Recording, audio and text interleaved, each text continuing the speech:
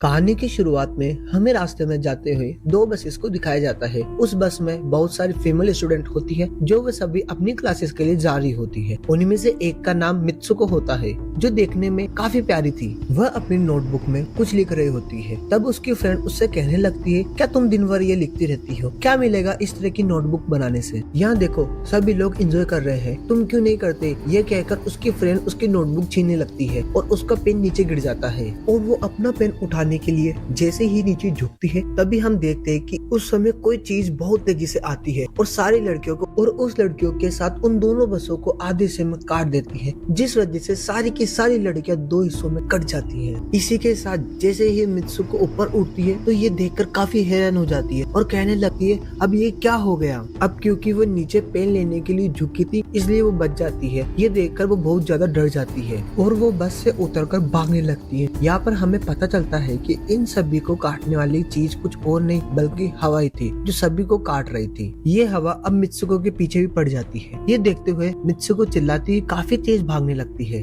भागते समय आगे चार लड़कियां और भी दिखाई देती है और वो उन्हें झुकने के लिए कहती है, लेकिन काफी देर हो चुकी थी। वह हवा उन्हें भी आधे से ऊपर से काट कर चल जाती है। उनमें से मित्सुको ने एक लड़की को बचा लिया था कि तभी उन्हें कुछ साइकिल करते हुए लड़कियां नजर आती है जो कहीं पर जा रही थी। उन्हें भी ये बचाने की कोशिश करती है लेकिन वो हवा उनके साथ भी वही करती है जो अभी इनके दोस्तों के साथ हुआ और इस दौरान वो लड़की भी मारी जाती है जिसे अभी उस हवा से बचाया था। अब वो ये देखकर काफी डर जाती है और वो इधर उधर भागने लगती है। आगे हम देखते हैं कि मित्सुको जब एक नदी के पास जाती है तो वो ये देखकर हैरान हो जाती है कि उस नदी में पहले से ही बहुत सारी डेड बॉडी पड़ी हुई थी जिसने हवा ने यानी उस अदृश्य चीज ने काट दिया था। वहाँ से वो एक डेड बॉडी के कपड़े चेंज कर लेती है। अगले सीन में हम देखते हैं कि मित्सुको चलते चलते एक स्कूल में पहुंच चुकी है जहाँ पर और भी बहुत सारी फीमेल स्टूडेंट थी। उनका यूनिफॉर्म मित्सुको के यूनिफॉर्म से काफी डिफरेंट था, यानी ये भी था कि वो तो उनके स्कूल के स्टूडेंट तो नहीं थी। कि तभी एक लड़की मित्सुको के पास आती है और उसे कहने लगती है, तुम कैसी हो? दरअसल देखा जाए तो वो लड़की उसकी बेस्ट फ्रेंड थी, लेकिन मित्सुको उससे पूछती है कि क्या सच में तुम मेरी बेस्ट फ्रेंड हो? क्योंकि उसे कुछ भी समझ में नहीं आ रहा था कि उसके साथ हो क्या रहा है। वो काफी सदमे में थी। यहाँ पर हम भी ये जान पाते हैं कि मित्सुको और उसकी बेस्ट फ्रेंड काफी ज्यादा एक दूसरे को प्यार करती थी। तभी वहाँ पर एक तेज हवा चलती है और मित्सुको डर के बिल्डिंग के अंदर चल जाती है। उसके बेस्ट फ्रेंड को कुछ भी समझ में नहीं आ रहा था कि ये हो क्या रहा है। मित्सुको से पूछने लगती है कि तुम इतना ज्यादा कांप क्यों रही हो और इतना ज्यादा डरी हुई क्यों हो, कि तुम्हें हो क्या गया है? मित्सुको अपने बेस्ट फ्रेंड को सब कुछ बता देती है कि किस तरह उनके पास हवा का झोंका आया, उसके स्कूल के सभी स्टूडेंट को काट कर चली गई।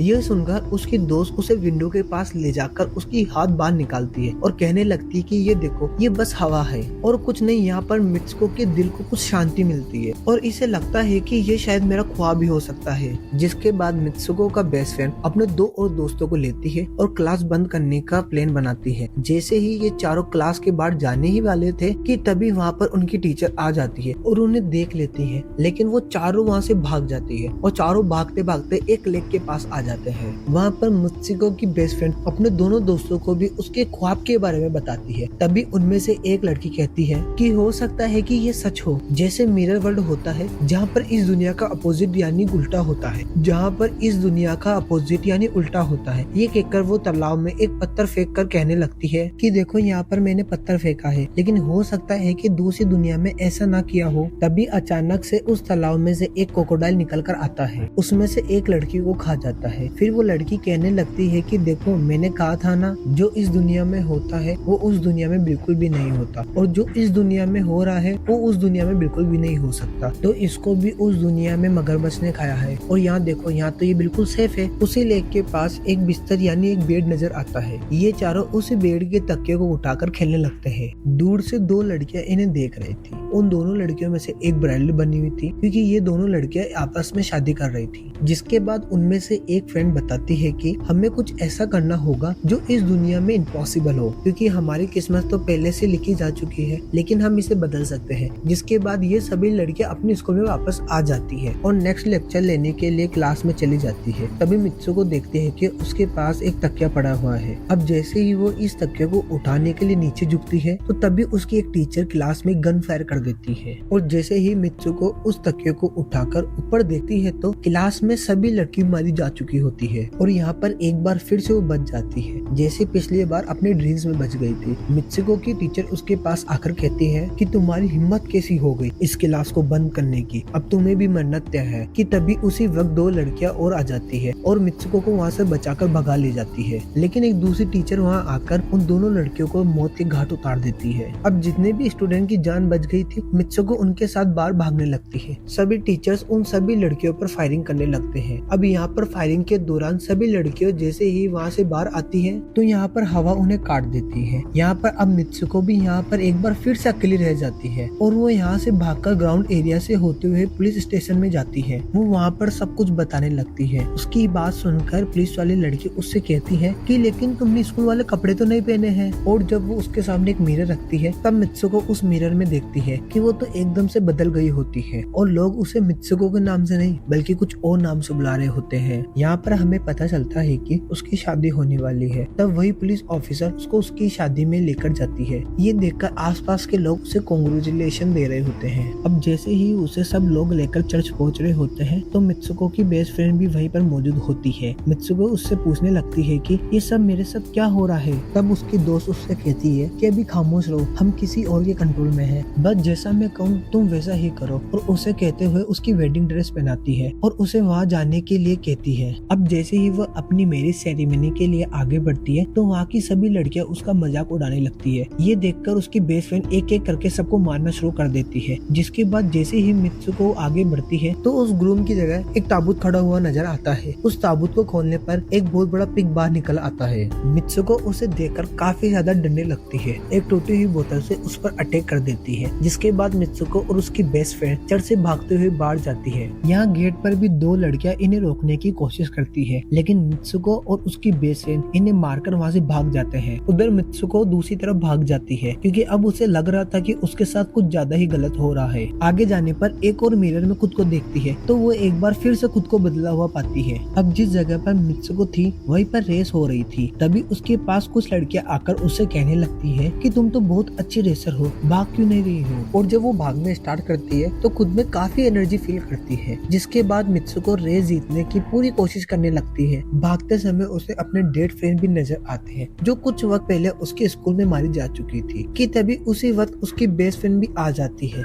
कि वही पिग और वही औरतें जो इनको चर्च में रोक रही थी वो अब सभी इनके पीछे आ रही थी। भागते समय कुछ लड़कियां मित्सुको से कहने लगती है कि इस दुनिया से बाहर चली जाओ। इसके बाद हम आगे देखते हैं कि मित्सुको भागते भागते एक सुनसान अंधेरी जगह पर आ जाती है। वहीं पर कुछ स्टूडेंट नजर आती है जिन्हें यूनिफॉर्म पहना हुआ था। वो सभी लड़कियां मित्सुको को कहने लगती है कि हम सभी मरे हुए हैं और तुम्हें भी मार देंगे। लेकिन तभी मित्सुको की बेस्ट फ्रेंड वहाँ पर आकर उस लड़की को मारकर वहाँ से मित्सुको को लेकर भाग जाती है। मित्सुको की बेस्ट फ्रेंड उसे अपना नाम जोर जोर से पुकारने के लिए कहने लगती है जिस पर मित्सुको अपना नाम जोर जोर से चिल्लाने लगती है। इसी के साथ मित्सुको अपने असली रूप में वापस आ जाती है। इसके बाद उसकी बेस्ट फ्रेंड उसे अपना हाथ दिखाते हुए कहती है प्लीज मेरे हाथ से ये वायर बाहर निकाल लो ताकि मैं इस दुनिया से बाहर आ सकूं। लेकिन मित्सुको को ये भी डर था कि ये वायर खींचने से उसकी जान न चली जाए और क्योंकि मित्सुको को अपनी बेस्ट फ्रेंड से काफी ज्यादा प्यार करती थी इसलिए वो ऐसा नहीं करना चाहती है। लेकिन ज्यादा उसे फोर्स करने पर उसकी वायर खींच देती है। वायर खींचते हुए उसकी बेस्ट फ्रेंड की बॉडी दो हिस्सों में बढ़ जाती है और तभी उसी वक्त उसे एक गेट नजर आती है। उस दरवाजे से बाहर आने पर वो देखती है कि अब वो आदमी की दुनिया में आ चुकी है। वहीं पर उसके पोस्टर भी लगे हुए थे। पोस्टर को कुछ लड़के देख रहे थे। तभी एक लड़का मित्सुको के पास आकर कहता है कि तुम फ्यूचर में हो। बात सुनकर वो बेहोश हो जाती है। कुछ टाइम बाद जब वो होश में आती है तो वो आगे बढ़ती हुई देखती है कि एक बूढ़ा आदमी गेम खेल रहा होता है और उसी गेम में मित्सुको वही कैरेक्टर नजर आती है जो अभी बनी हुई है। मित्सुको को देखकर वो बूढ़ा आदमी कहने लगता है कि मैंने ही इस गेम को बनाया है और मैं ही हूँ जो इस गेम को कंट्रोल कर रहा हूँ। तुम तो बहुत पहले मारी जा चुकी थी लेकिन मैंने तुम्हारा डीएनए लेकर वापस फिर से तुम्हें बनाया है। मित्सुको जब ये बात सुनकर उसे पता चलता है कि ये तो सिर्फ एक गेम है तो उसे लगता है कि शायद वो अभी भी अपनी दुनिया में जा सकती है। कि तभी उसी समय एक आदमी आता है, मित्सुको को अपने पास बुलाने लगता है। तब वो बूढ़ा आदमी मित्सुको से उसकी आखिरी लेवल पार करने को लिए कहता है। वह आगे बढ़ने लगती है कि तभी मित्सुको को अपने दोस्त की कही हुई बात याद आ जाती है कि हम इस दुनिया में कुछ ऐसा कराए कि जो इस दुनिया में इम्पॉसिबल हो तो तुम इस गेम से बाहर आ जाओगी। और इसी के साथ वो उस आदमी का गला दबाती है और कहने लगती है कि बस करो,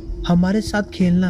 ये कहकर मित्सुको उस बूढ़े आदमी की छड़ी उठाकर अपने पेट में घुसा देती है जिस इस वजह से उसकी मौत हो जाती है। और यहाँ पर हम देखते है कि बूढ़ा आदमी ये सोच भी नहीं सकता था कि मिसू ऐसा कुछ कर सकती थी और इसी के साथ उसकी डेस्टिनेशन पूरी तरह से खत्म हो चुकी थी। वो इस दुनिया में यानी गेम में मर चुकी थी, लेकिन असली दुनिया में वो अभी भी जिंदा थी। और आगे हमें ये दिखाया जाता है कि मित्सुको के बाकी कैरेक्टर भी किसी न किसी वजह से अपने आप को मार लेते थे। अब वो सभी गेम का पार्ट नहीं थे। अगले सीन में हमें मित्सुको को एक बर्फीली जगह पर लौटा हुआ दिखाया जाता है और अब वह अपने रियल वर्ल्ड में आ चुकी थी। और इसी के साथ ये दिमाग घुमा देने वाली कहानी यहाँ पर खत्म हो जाती है। आगे और भी ऐसी एक्सप्लेनेशन मूवी देखने के लिए कमेंट जरूर करें और ऐसी वीडियो को लाइक एंड सब्सक्राइब जरूर करें।